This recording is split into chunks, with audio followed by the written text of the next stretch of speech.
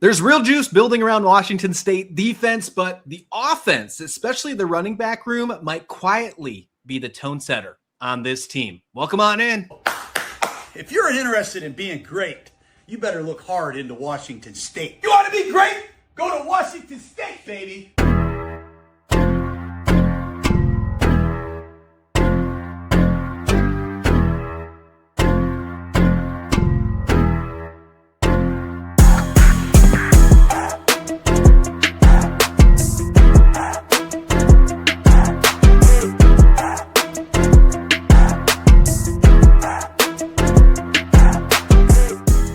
Yes, it's the Palouse Playbook Podcast, a Washington State Cougars podcast. Welcome on in. We finally got to hear from Trent Bray. He speaks about the defense. We got a big day on Saturday. What are we looking to get answered? And then we heard from some of the players as well as spring practice continues to carry on. And Chad Kebba, and Gavin Hite here. Yes, I messed that up in the past, and they never let me know. So it's probably gonna be a running joke for until the end of time. But other than that, welcome on in. This is going to be a fun episode. Let's start from the beginning here. That's a really good place to start. So I've been told once or twice before.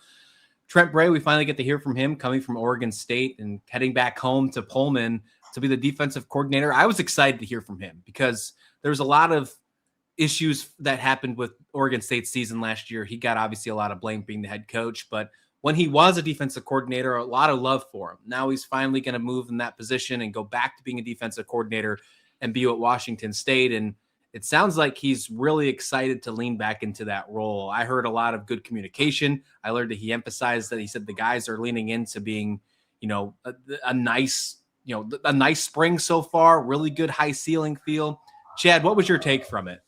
I think the best thing is the continuity that's going to be within this defense already. I think one thing that's very consistent across the board is how Trent or somebody within that staff has a relationship with the player before they got onto campus. So they may not have been sold on Pullman right away, but they were sold on the coach. And I think that's so big as a player. And so now they're on campus. I feel like it's the continuity and that team chemistry and how it comes together and starts gelling is going to be very, very quick. So I think that's the biggest takeaway I had from it. It was nice hearing about the depth. I feel like that we're going to start seeing, especially when we get into this next scrimmage. I can't wait to start seeing how that depth chart develops. Yeah, it seems like that's where the identity is going to start building with the depth pieces, with who breaks out to be the stars. Gavin, what did you like about it? I'm excited to see more from Trent Bray. What we saw from him as the defensive coordinator at Oregon State was impressive. There was a reason they promoted him to head coach. Now he gets to do that under Kirby Moore. And I have been a really strong believer that when, especially first-year head coaches, become what they are, and if they are either offensive or defensive minded, the opposite, the counterpart there, in this case, Trent Bray, is one of the most important hires that Kirby Moore can have. I think he nailed this one, and I think he's going to be a really big piece for Washington State to help them be successful. What is your takes on all this? What did you like from hearing from him? Yeah, getting to hear his interview, you can tell the guy's incredibly intelligent, and just, his demeanor, there's no qualms with him becoming that head coach. It's easy to see how he got to be that head coach. I felt like it was an easy decision for that athletic director and that school to make that decision. However, it went the way it went, and here's where we're at. He genuinely looked like he was happy to be back in Pullman, which is awesome. You don't see a lot of kids that go to Pullman High School and then that don't go to Washington State or don't go coach at Washington State, come back to Pullman and are super pumped to be back. He genuinely looks like he's pumped to be back, pumped to be in this defensive coordinator position. But yeah, just listening to him talk, he's incredibly intelligent. He knows exactly how to attack the strong suit of what he's seeing from these players, talking a lot about communication, talking a lot about defensive alignment, and guys buying into their position, the way that they're going to be running, their front rotation with their defensive line. It's probably going to be a rotation where most schools may not have as deep as what we're going to be seeing potentially from this year. It looks like it's genuinely going to be a solid rotation, keeping guys healthy.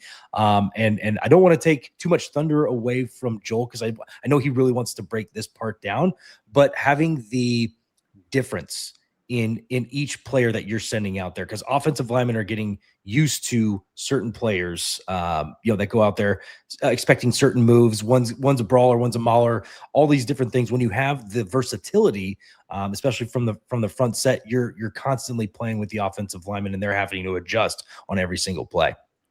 I thought it was interesting for Bray, and maybe you guys, I want to hear your thoughts on this, but how he mentioned that Coach Moore called him. And it wasn't, that was something that in my thought in my head initially, this is not a rumor. This is not something I read. Nobody's told me this, but initially in my head, I'm like, well, maybe Coach Bray applied for that head coaching job. Somebody saw his name on the list, knew that there was some type of Pullman alignment, how we want the staff, to gel together, have that continuity, know Pullman, know the area well, like Trent fits it perfect. I'm curious if there's somebody in the athletic department at Cantwell or somebody that pointed out like, hey, he applied for this.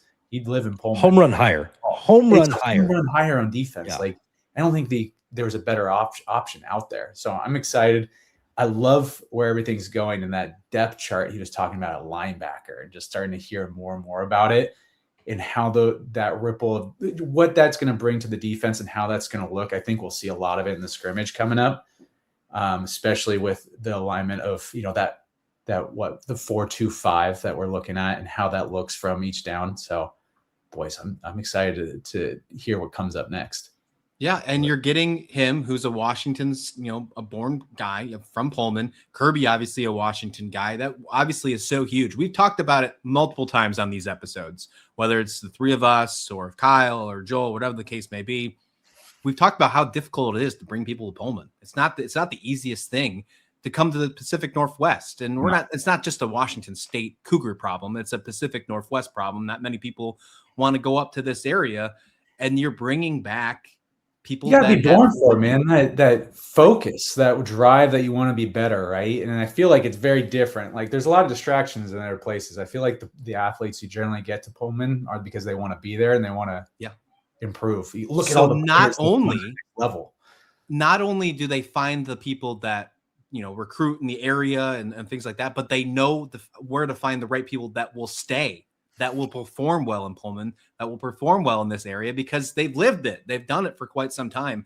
And I think that's a skill or a trait or whatever the case you want to call it, that's irreplaceable. That's something that didn't have in the last regime or the last couple of regimes. And I think that's going to be really important for how they rebuild this program and how they stay successful inside the new Pac-12. Let's close the book on Bray here before we continue on some more. He said that several players were flashing from the beginning, but he also said that he saw flashes. Even though he saw flashes, he also said he wants to see a lot of consistency, more execution on consistency throughout the spring. Saturday is going to be a big game. We're going to talk about, what we want to hear from Saturday, but what were some of the players that you were excited for? Chad, I'll throw it to you first. Who are you more excited about that he talked about? Like, what was somebody who jumped the page and said, oh man, I'm glad he talked about this guy because I'm excited about him too? Yeah. Two players. And then I'll give you like a third one that I'm looking for as far as a position goes, but he talked about DJ Warner being special. And you don't really hear a lot of coaches like just throw that out there for no reason. So I really want to see how that speed plays. And I mean, predominantly guy was playing as an end. So that transition, he's only been playing it for a few weeks, but it seems like he's picking it up pretty quick. And then Jalen Thomas from safety position was really pumped to finally hear somebody from the safety position. Sounds like he's kind of a Swiss Army knife, can play some nickel. So I hear that. I'm like, okay, but then where is he playing? I guess it depends on the down. I'm sure we'll see a lot of that. It depends. There's always 11 guys on the field, but I feel like in this defense, we're going to see, I'd call it more like 16 starters. You're going to see a lot of guys coming in and out. So it's good. And I like that. I like keeping guys fresh. You saw last year how well we were weak at D-line. Yes. Or like not weak, but depth wise, we didn't have shallow. it. Yeah. Yeah. We were shallow, but we were able to just rotate and keep guys, give them breathers, keep them, I guess, in a good spot to where they can play the full game. So I feel like we're going to continue that, and you can see it across all of our positions. Jalen Thomas says he makes other players play faster. When he talked about DJ Warner, he said he's still learning, but is special. I mean, that's big stuff. That's big stuff. Gavin, what'd you hear? Who'd you like? Yeah, honestly, those are two of the names that he really kind of dove into. A couple of the names I just wanted to at least surface. that are going to be, I think that could thrive under Trent Bray. Are Matthias McLean. That was one of the names. I think he did touch on him a little bit. But seeing a little bit more on this guy, hearing a little bit more on this guy, Matthias McLean, I'm very excited to see how he'll impact the front this line, this defensive line, and penetrate some of these defenses. Since that game 1 we saw against Idaho last year, I was ecstatic about that guy coming to the Blue, or I guess he's already on the Blues, but switching states and hopping 8 miles over to Wazoo and everything. But I also want to give a shout out to another player. We were talking about him off air for a little bit, Lance McGee. I think Trent Bray had a huge influence on that young man coming to Wazoo and what he might do on defense. I mean, guy might be a Swiss Army knife on offense, between offense and defense. I'm just excited to see what that guy. He's still not on campus yet. I believe he's finishing out at Sumner High School. I thought he was better than a lot of other running backs. And I know that we're kind of in our own nook here in the Northwest, and you kind of look at it through a vacuum, but just seeing the way he runs the ball, seeing what he's able to do in the backfield, that kid is so next level. And I'm so excited to see what he can do while, during his tenure at Wazoo. But I wanted to at least give him his flowers. I wanted to at least talk about, some of these other guys. Linus Zunk is another guy that I'm very excited to see what he can do, with the rest of these guys on this defensive line. But I'm very excited to see this defensive line in general. I'm happy you brought up Lance McGee, though. I mean, obviously he's not playing in spring ball, but that's fine. I think it's nice to, at least as Coug fans, to remind ourselves, like, this is just a portion of what next year's team is going to look like. There's going to be some young guys that come in there that could potentially impress this staff and push those starters that we deem as starters by the end of this spring ball. So I think it's a good thing to think about, Gavin. What are some other players we should start looking at too? It's circling for once we get to the end of spring ball and who might be making an impact. Yeah, love it. There's plenty of breakouts that we need to continue to talk about, and that's what this podcast is going to be about. Dare I say, the playbook for this summer might be exactly. You did the thing. I did the thing. We did the thing. Did we talked about the name of the show. I love it. I love that. Yeah. See what I did there? That was great. They talk about Keith Brown as well. A big comeback journey from him. He missed all last season to injury. We heard from him. We heard what Trent Bray had to say about him as well. And then we heard from Keith as well. He talked about, his mental and physical process recovering. He also talked about how they're trying to get physical, trying to get fast, trying to cancel the run, cancel routes, play hard, but also have fun at the same time. And that's somebody who's been here for a little bit. What's your overall take on Keith Brown, Chad? I mean, obviously one of the biggest leaders returning to Washington State, I'd say. I mean, you started how I want to start it. Just leader, born leader.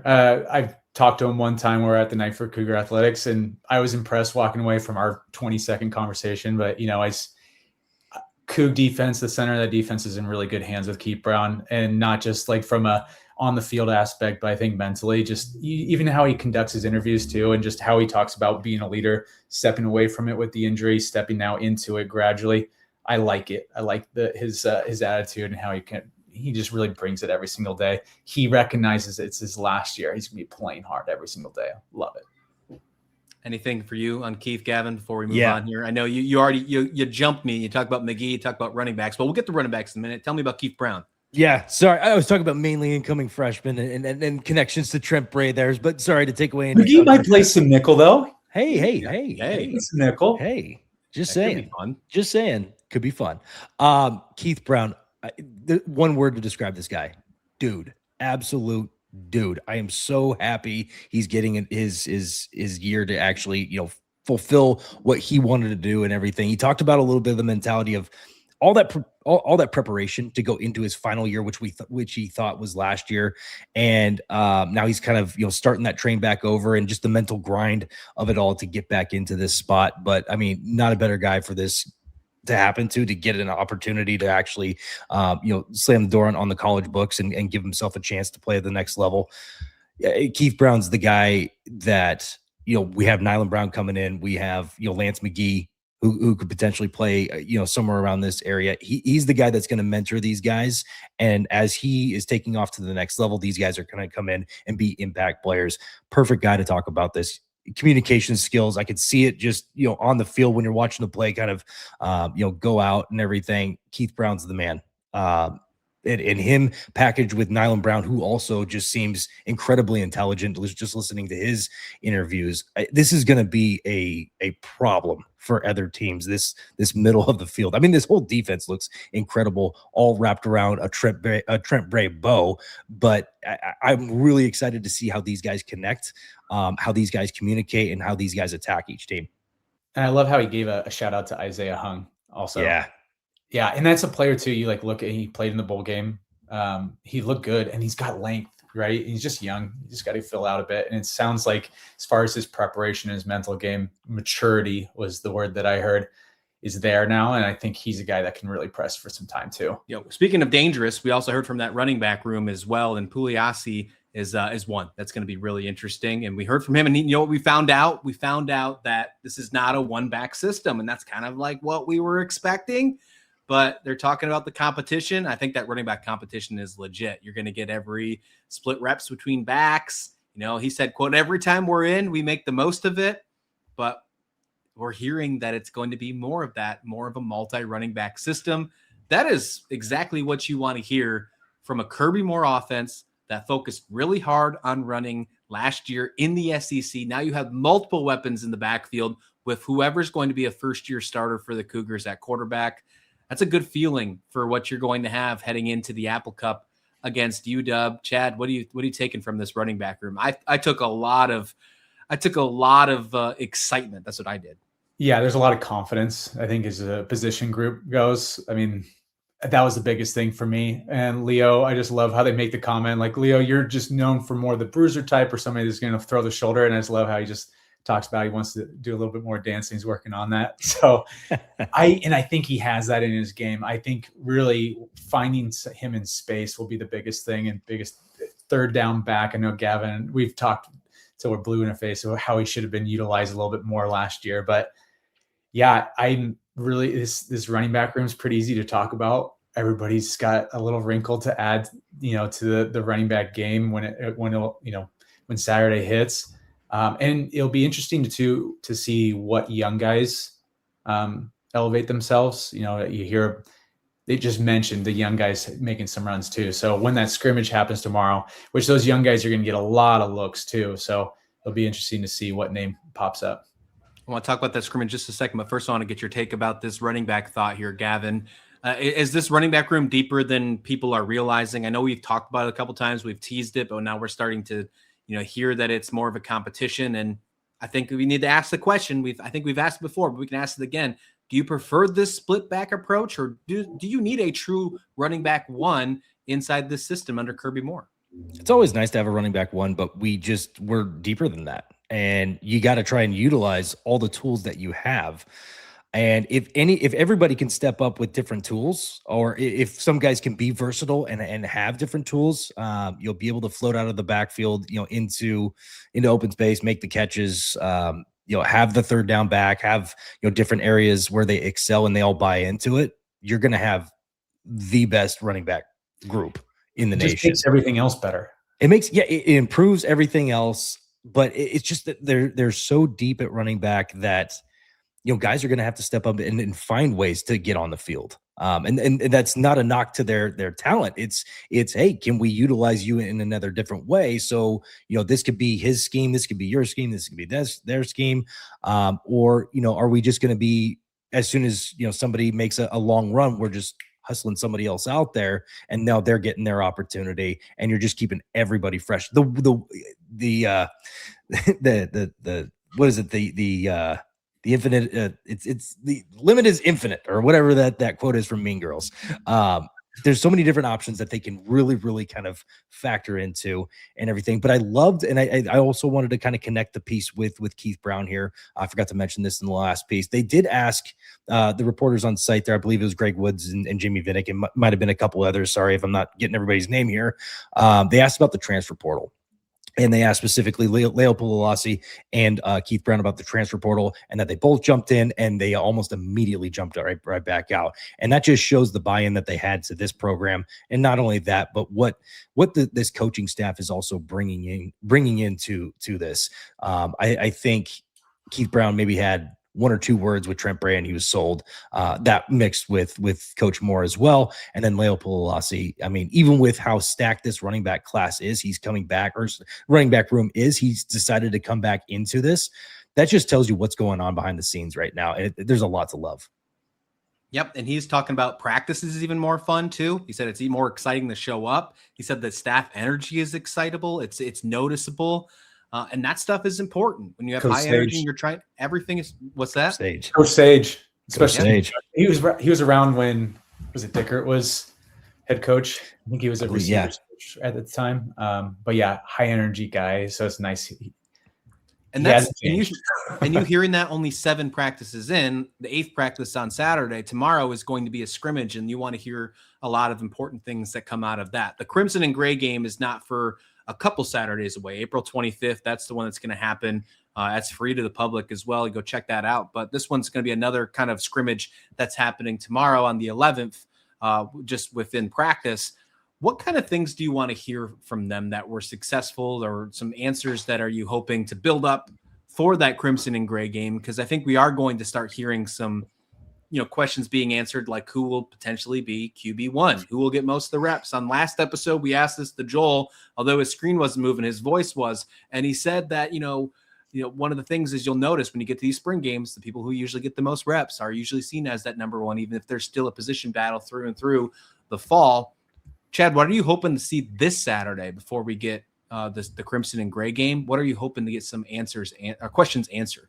Yeah, I know. I mean, as far as like offensive line goes, we have injuries that are happening right now, that are going on right now, just as at our tackle position. So how's that going to shape up going into next year? I know Kyle Martin had something that popped up, and so he's now switched to guard a little bit, I read. So I'm just keeping tabs on the O-line, see how it shapes up. Obviously, we kept everybody around. I'd rather have the injuries now in March than at the beginning of next season, so that's fine. But got to keep a pulse on it, because that's a little concerning. But at the same time, I take it as an opportunity. Guys are going to get a lot of reps that maybe wouldn't have had that kind of look. So I think this is great for the offense as a whole going into next year. Gavin, what are you looking for? I want to see just a little bit more answers on the quarterback side. That's the biggest story, obviously. There's no doubt. And I'm sure we'll hear a little bit. We probably won't get a lot. But what else are you looking for? There's a lot of position battles that, of course, we are trying to see Washington State make that huge jump in the new Pac-12 this year. And it starts tomorrow. It starts with their first big scrimmage of the year. So, yeah, I mean, what I'm looking for, and I never coached football at a high level, but I coached baseball at a high level, coaching college and being able to work with some, next level talent and everything like that. I was very blessed to be able to do that. But, what we would look for in these, I guess, off-season type stuff is you want to see how the team battles some adversity. I want to see some adversity. I want to see picks being thrown, and I want to see how quarterbacks can battle back through that. Also, I want to see how these players play with each other. That's the other part of this whole thing, is them gaining chemistry. These guys, how many guys in the portal do we have that are now playing together for the first time? It's gaining chemistry. There's going to be mistakes made. Yes, I do want to see some highlights as well. I want to see a 25-yard bomb in the end zone and be able to celebrate that as well. But it's not always about that. It's about the in-betweens, the chemistry being built off or outside of games is now you're now going to see it being pulled into game-like situations. And so this is where they can potentially make a step in the right direction. Let's reward the listeners who have stuck through us this entire episode today with a little feel-good Friday, if you will. Let's keep it quick. Let's keep it brief. Chad, I'll go to you. Then Gavin, you can answer right after. If this all clicks, if everything clicks in year one of Kirby Moore, what is the ceiling for this team? I don't want to put a ceiling on it. I think I want to put a floor on it. I'm going to give you my floor answer. I feel like it's a 6-win team. I feel like we're going to a bowl game. I still feel like, just with what we put together, this is another kind of, I felt like the same way kind of going into the last season. Obviously, talent, I feel like, is even better. I feel like our floor is 6 wins. I feel like we can get to 8 wins. I feel like we should win the Pac-12. But, I don't want to put that kind of pressure on things. I think the guys, there's a long way to go. It's a long runway. I think what they need to focus on is just the controllables, and that's March. I'm sorry, spring ball. Spring ball. Yeah. Yeah, and that's I'm right there with you. It's still spring, and the ceiling for me is very high. I'm not gonna sit here and tell you in April what say it. Just say it. They're a 10+ win team. Like, that's the ceiling. The ceiling is 10+ win teams. I'm not telling you who they're going to beat. I'm not telling you if they're going to make the college football playoffs or anything like that. But the ceiling is a 10+ win team. Just seeing the chemistry, being around good ball players and good chemistry teams. In my past, I'm starting to see a lot of those traits carry out, and I'm seeing a lot of good talents start to step up in these practices. But we haven't seen a damn thing that is game-like right now. So I will be bold and say that the ceiling is 10+ wins, but we still got a lot more to see, and a lot more to just see how everything's kind of coming together. I will be bold and say our defense will be better than last year's defense. That is bold, and I love it. That is bold. That is a bold thing to say, and it's mostly because we're not going to have. I don't think we'll have that UW 50-point loss, North Texas 50-point loss. I don't think we'll have those ripples. Agreed. At all. I agree. Yeah. If that alone is corrected, then this team is nowhere near your floor, That's and in the good way. defense. In a good way. Yeah. Top 20 defense, I would say. Trent Bray defense too. We're doing it. Let's get on out of here. We've got a lot to talk about over the next couple of weeks. We'll be back here very soon after we hear from what goes on with the scrimmage on Saturday. We'll get something out to you multiple times next week. So make sure you are subscribed and stay subscribed to the Palouse Playbook Podcast, powered by Up West Sports. A lot of other stuff on the YouTube channel as well. If you are a Seattle sports fan, the channel is growing on Up West Sports with multiple different sports. Be sure to check that out. But if you're listening in audio and you're just getting the Cougs content, don't worry, we're not going anywhere either. For Chad and Gavin, I'm Christian. Thank you so much for listening to the Palouse Playbook Podcast, a Washington State Cougars podcast. Go Cougs.